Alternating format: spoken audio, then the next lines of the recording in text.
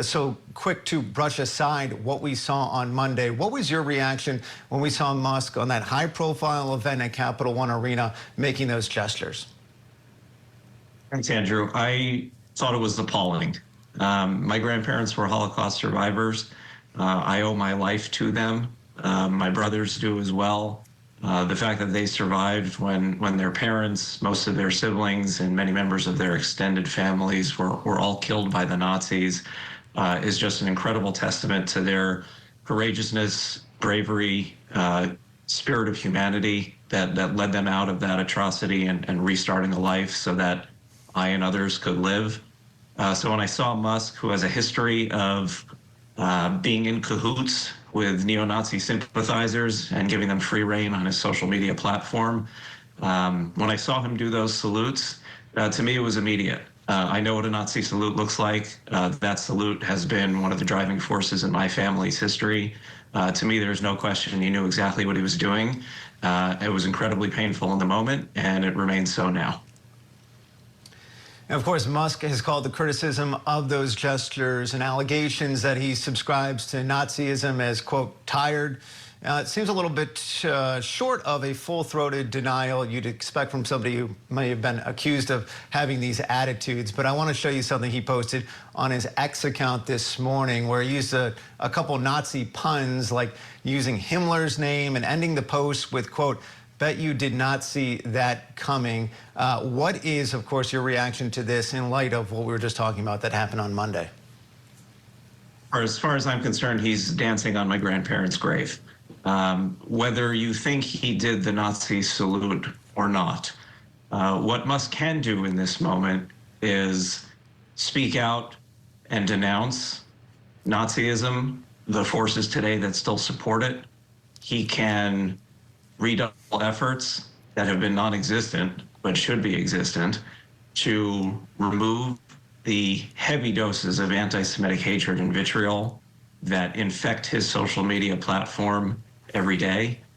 He can use his megaphone, his leverage, to speak out forcefully against that rise of anti-Semitism that his platform has helped so much to spread. And instead, he's making jokes and coming up with puns and plays on words.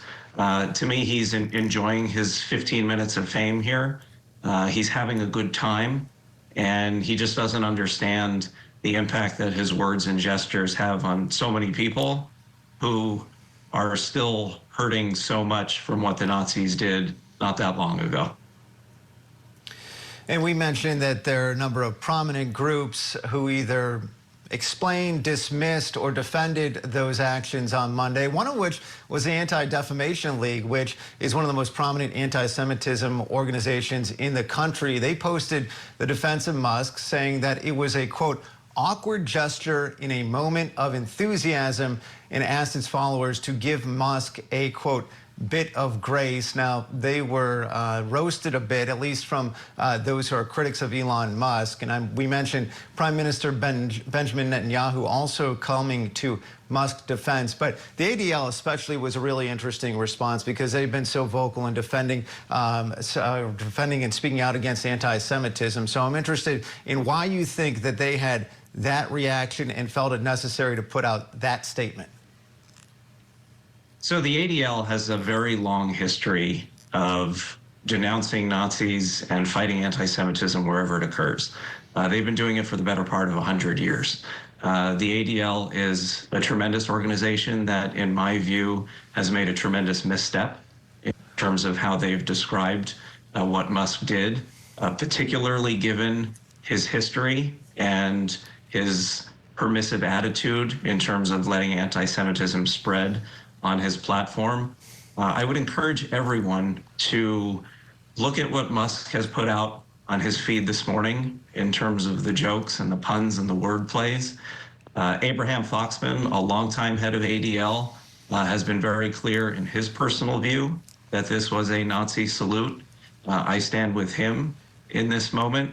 And again, whether you think it was a salute or not, I would encourage everyone to think how they would respond in a moment like this if you had that influence, if you had that bully pulpit to speak out against anti-Semitism whereas instead Musk has chosen to make a series of jokes and enjoy his moment in the limelight. To me, someone who does that deserves absolutely no benefit of the doubt whatsoever.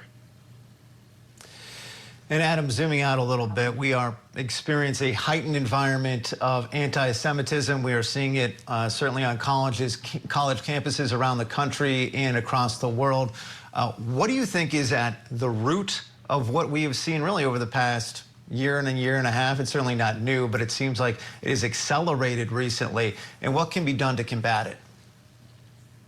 Andrew, you raised a really important point. The ADL has documented an unparalleled rise in anti-Semitism in the United States since they began tracking incidents some 40 years ago.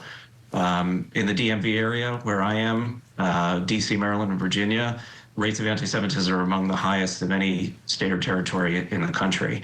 So when we look to why that is, why there has been such a spike in recent years, I think one of the many big culprits is people like Elon Musk, who have social media platforms where hundreds of millions of people are seeing the spread of anti-Semitic comments, memes, targets, and threats every day. And when politicians do this, when the richest man in the world does this, when athletes and celebrities do this, it gives people permission from all walks of life to do the same. So when people are using their influence in such horrible ways, the spread of anti-Semitism is almost inevitable. It will never fully disappear, but there's so much we can all do to drive it back underground where it belongs, and instead people like Musk do the exact opposite. Adam Zimmerman, the grandson of Holocaust survivors, someone who's not so quickly dismissing what we saw out of Elon Musk earlier this week. Thank you so much for joining us this morning. Hi, my name is Ashley, and you can create speaking AI videos just like this. And make their lips move according to your script. In different languages and cultures within minutes. You can also create in different styles like 3D, 2D, and realistic human ones with consistent characters. Forget complicated software and expensive animators. You'll be able to generate anything you can imagine, making every creation unique to you. Simply type your script and let AI transform your words into captivating visuals that bring your stories to life. The best part? There are no monthly fees. Yes, you heard that right. For just a low one-time price, you can make as many AI videos as you want. Here's how. Let's say I want to create a full-length kids' moral video where I want the characters to speak and need the same character in different scenes. Firstly, I will explain how I want my character to be like this. Either I can create from AI, or I can upload my I think it's